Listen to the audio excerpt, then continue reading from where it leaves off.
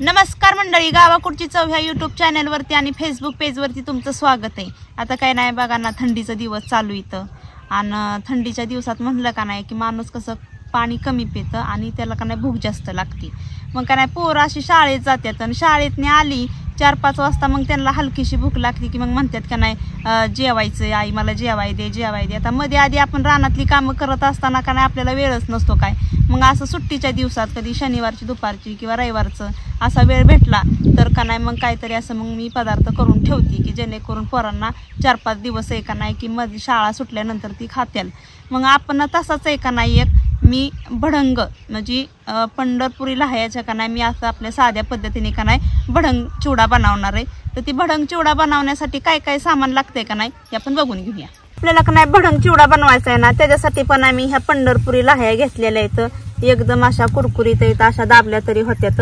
ही 1 kilo मी घेतलेले आहेत, चाळून स्वच्छ करून घेतलेले आहेत। त्याच्यासोबत आपल्याला लागणार आहे मक्याचा चिवडा म्हणजे मक्याची पापडी लागणार आहे आणि त्यासोबत आपल्याला मी 1 वाटी भाजकी डाळ घेतलेली, 1 वाटी घरचे शेंगदाणे घेतलेले आहेत, हळद, चवीपुरतं मीठ, लाल तिखट घेतलेले, खोबरे घेतलेले बारीक चकत्या करून, कोथिंबीर, मिरची, कढीपत्ता आणि आपल्याला तेल सुद्धा लागणार आहे। तर सगळ्यात अगोदर आपल्याला काय करायचंय, चूल पेटवून आहे ना आपल्याला एवढ्या मस्त कुरकुरीत लाह्या येतं पण तरी सुद्धा आपल्याला का नाही त्या गरम करून घ्यायच्या।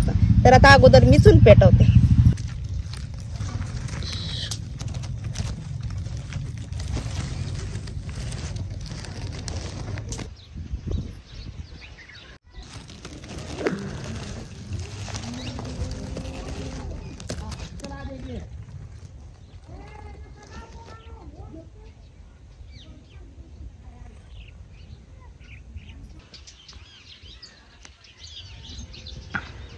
आपली चांगली पेटलेली चूल आता ह्याच्यावरती का नाही मी पातेलं ठेवते। या पातेल्याला मी बुड घेतलेले आणि आपल्याला का नाही लाह्या नुसत्या अशा गरम करून घ्यायच्यात, कारण त्यासाठी का नाही असं जाडच भांड पाहिजे आपल्याला, कारण लाह्या आपल्या हलक्या असतात आणि मग जास्त भांड गरम झालं किंवा पातळ भांड असलं ना तर मग त्या लाह्या आपल्या करपल्या जातात। म्हणून आपल्याला असं जाड पातेलच पाहिजे। पातेलं आपलं चांगलं गरम झालेलं आहे। आता आपण ह्याच्यामध्ये लाह्या घालूया।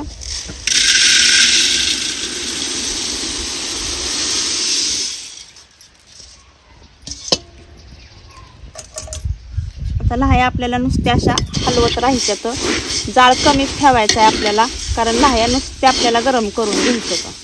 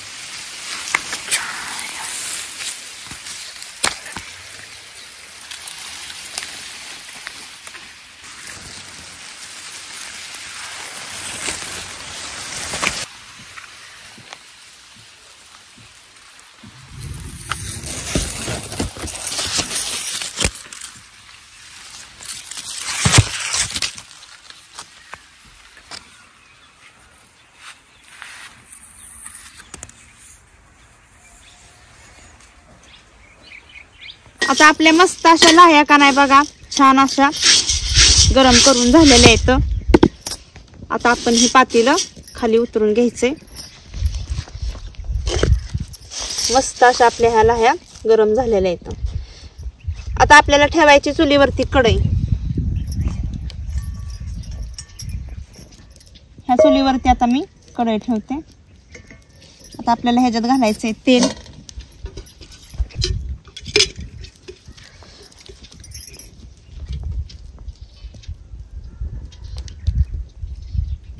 एक अर्धा किलोचा अंदाज मी तेल वापरलेलं आहे। इथं कमी जास्त बी होऊ शकतं, जर कमी वाटलं तर आपण परत घालायचं। आता तेल आपल्याला चांगलं गरम करून घ्यायचंय। जाळ बी चांगला मस्त असा लागलेला आहे। आता तेल जरा गरम झाले का बघूया आपण। तेल पण आपलं छान असं गरम होत आलेलं आहे. आता सगळ्यात अगोदर मी घेते ही मकाची पापडी तळून. आता एकदम काय बसणार नाही, आपण थोडी थोडीच करून तळायची.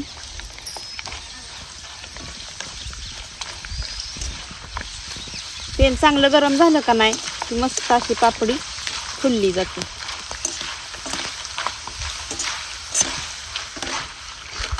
बघा छान अशी कशी फुलली मस्त अशी.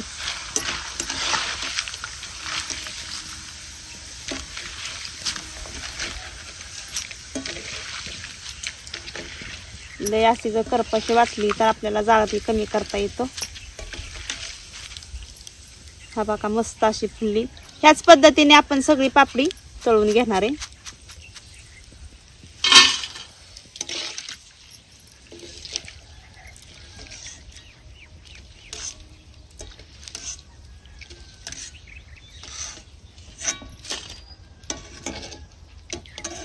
सगळी पापडी आपली तळून झालेली. आता ही पापडी आपण ह्या स्लाह्यांमध्ये टाकायची. आता आपल्याला तळायच्यात शेंगदाणा.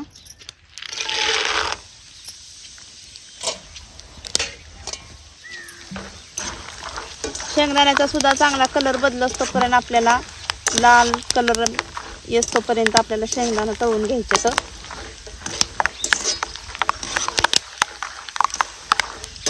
तसं आपलं शेंगदाणा सुद्धा तळून झालेले आहे. ही सुद्धा असं मी ताटात काढते. आपल्याला तळायचे खोबरं. खोबरं पण आपण रंग बदलत तोपर्यंत तळायचे. आता सगळ्यांनाच माहित असतं आपण प्रत्येक चिवड्याला खोबरं ही वापरतोच, त्याच्यामुळे आपल्याला कसं खोबरं लागतं ते. जास्त बी असं काळं करायचं नाही, कारण काय होतं मग चिवड्यामध्ये ती करपाट लागतं. मस्त असा हा कासा रंग बदलत चाललेला आहे. का मस्त आपलं गुलाबी रंग होस्तोपर्यंत आपण खोबरं तळून घेतलेलं आहे. वाईस सुद्धा कुठं करपलेलं नाही. जर चुलीवरती ही सगळी जिन्नस इतकी छान असं जर तळा येत असतील तर गॅसवरती तर किती भारी येत असतील बघा. चुलीवरती सुद्धा आपल्याला गॅस सारखा सुद्धा जाळ कमी जास्त करता येतो. आता ही सगळं खोबरं मी ह्या शेंगदाण्यामध्येच काढणार आहे.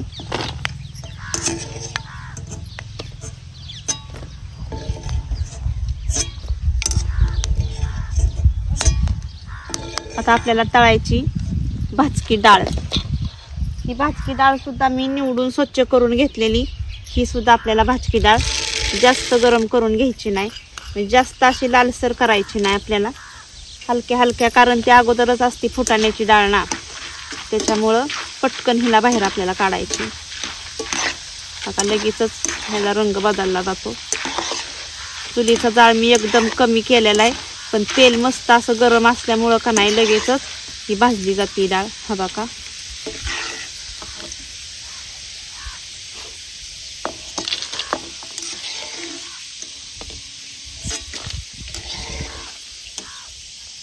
पण जी तळलेलं आहे खोबरं डाळ आणि शेंगदाणं ती सुद्धा मी ह्या पातेल्यात ओतते चुरमुऱ्यात ह्या. आता ही तेल गरमच आहे, त्याच्यामध्ये आपण मस्त अशी घ्यायची कोथिंबीर भाजून.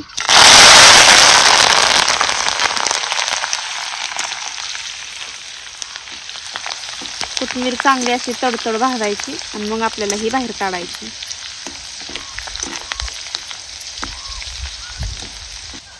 आता ही कोथिंबीर आपली का नाही मस्त अशी कडक होत आलेली. आता ह्याच कोथिंबीरीमध्ये का नाही हा कढीपत्ता मी ना खुडून आणि स्वच्छ धुवून घेतलेला आहे, तो सुद्धा ह्याच्यातच आपल्याला भाजून घ्यायचा आहे.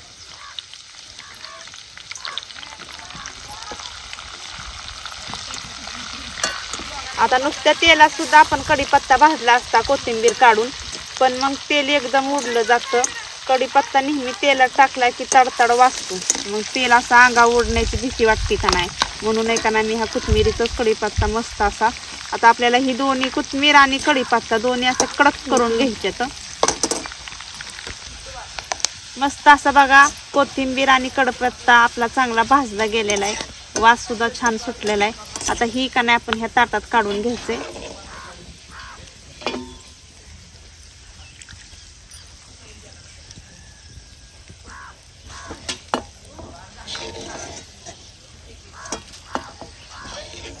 आता आपली सगळी कोथिंबीर कढीपत्ता तळून झालेला आहे. आता ह्यातलं थोडंसं तेल मी कमी केलेलं आहे. आता ह्याच्यामध्ये आपल्याला हिरवी मिरची चांगली अशी भाजून घ्यायची. जाळ आपल्याला चुलीचा कमीच करायचा आहे, कारण मग परत करपल ही. मिरची आपल्याला चांगली अशी भाजायची.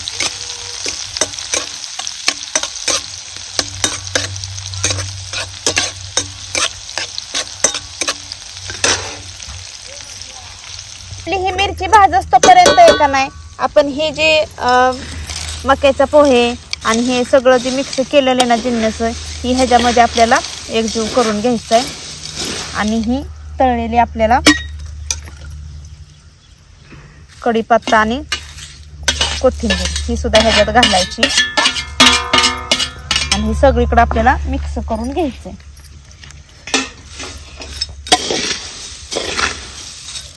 असं जर हलवता नाही आलं तर आपण ह्या पद्धतीने सुद्धा करू शकतो.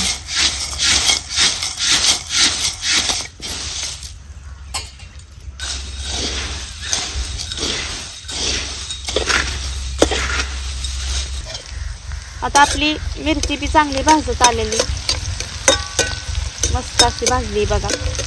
आता ह्याच्यामध्ये आपल्याला टाकायची 1 चमचा हळद. आता मी ही अंदाजेच टाकते. आता 1 चमचा हळद टाकलेली.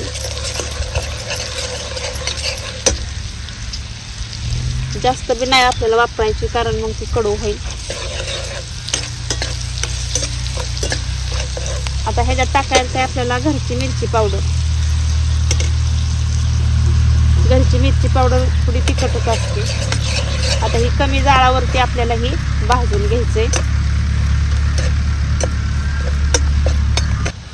आता ह्याच्यात आपल्याला टाकायचंय मीठ, म्हणजे ह्या मसाल्यात का नाही सगळीकडे मीठ पसरल. आणि जर आपल्याला कमी जास्त जर वाटलं तर आपण वरणी सुद्धा चिवड्याला टाकू शकतो. आता मस्त असं हे मिश्रण आपलं भाजलं गेलंय.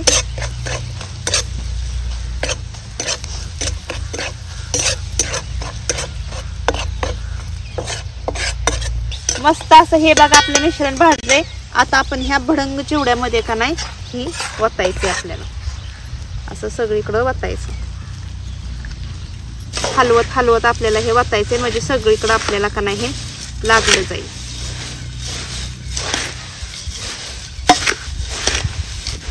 बघा आपला पंढरपुरी लहायांचा का नाही भडंग चिवडा तयार झालेला आहे. अगदी घरगुती घरच्या सामानामध्ये. ह्याच्यात तुम्ही का नाही शेव सुद्धा घालू शकता, म्हणजे कुणाच्या आवडीनुसार असतं. शेव वापरली तरी सुद्धा एकदम छान लागणार. आणि नुसतं ही घरगुती साहित्य वापरलं ना तरी पण नाही का नाही चिवडा असा मस्तच असा लागतो हा भडंग चिवडा. तर चला मी एकदम साध्या आणि सोप्या पद्धतीने का नाही रानामध्ये चुलीवरती हा भडंग चिवडा केलेला आहे. मग आमचा आजचा व्हिडिओ कसा काय वाटला का नाही, आमच्या व्हिडिओला लाईक करा, शेअर करा, सबस्क्राईब करा. आणि आमचा भडंग चिवडा कसा काय झालाय का नाही हे कमेंटमध्ये कळवायला नक्कीच विसरू नका. चला भेटूया पुढल्या रेसिपीमध्ये एक नवीन पदार्थ घेऊन. तोपर्यंत धन्यवाद.